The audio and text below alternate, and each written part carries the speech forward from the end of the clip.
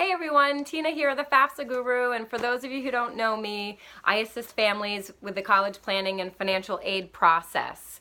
And my specialty is really in the area of financial aid and helping families complete the FAFSA, the CSS profile form, in addition to searching for scholarships. While I help with a whole bunch of other pieces of the college planning process, that is where my expertise is and mostly what I do with families.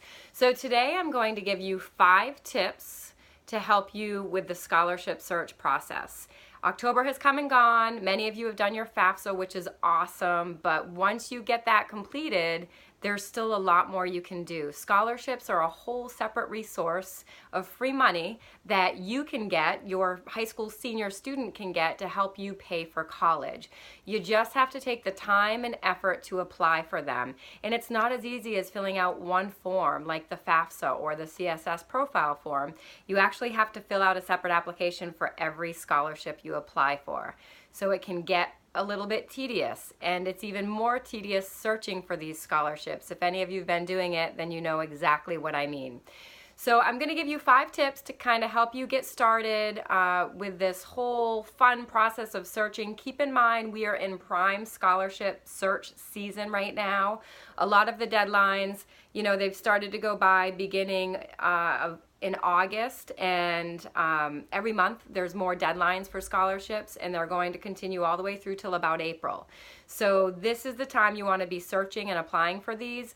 I recommend that students spend on average about 1 hour every single week searching for and applying for scholarships. It really is worth it. There's a lot of scholarship money that goes unused every single year, so I highly encourage you to get started.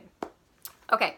First and foremost, create a separate email. I cannot stress this enough. You are going to get bombarded with messages and spam once you start putting your email out there for all of these scholarships, and your personal email will overflow and you'll get super frustrated.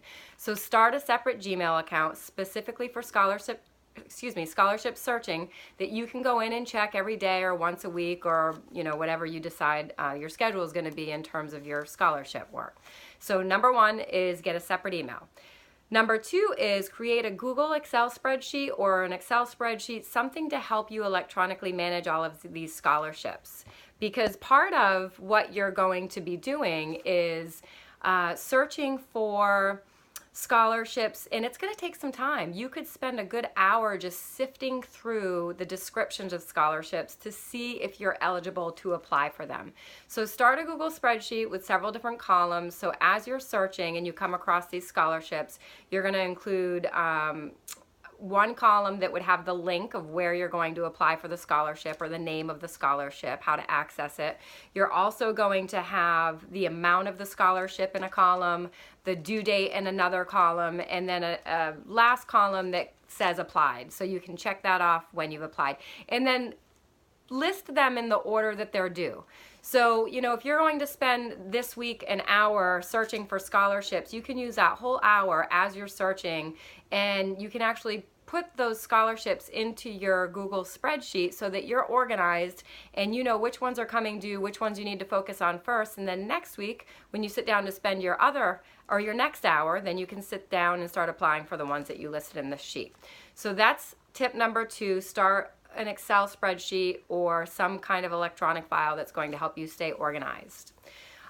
Step number 3. As you're searching, you're likely going to come across a lot of scholarships where the deadlines have actually passed and it's too late to apply, but it might look like one of the perfect scholarships for you to apply for.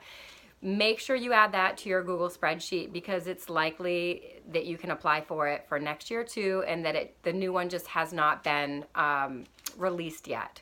So put that in your spreadsheet with a note to follow up on or check back in on, because when you're searching for these, once you see it and you click out of it, it could be gone forever. It took you a while to get there, so you might as well list it as another resource for next year to possibly apply for it then when the new one comes out. So that's tip number 3.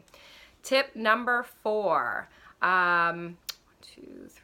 Scholarship website, scholarships.com.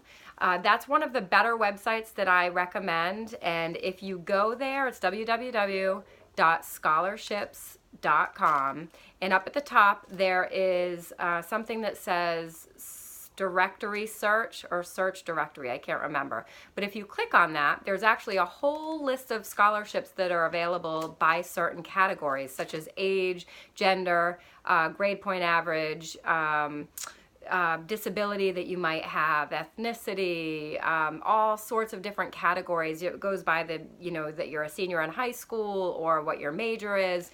This is a really great resource to use when you're searching for scholarships. You can come across a ton on this website using just this resource.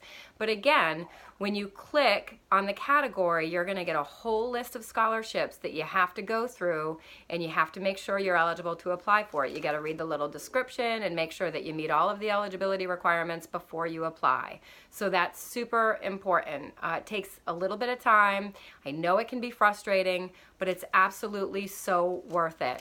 And then tip number 5 I have is for you to get help. If you are just starting this process and you have no idea where to start, then get help from a professional.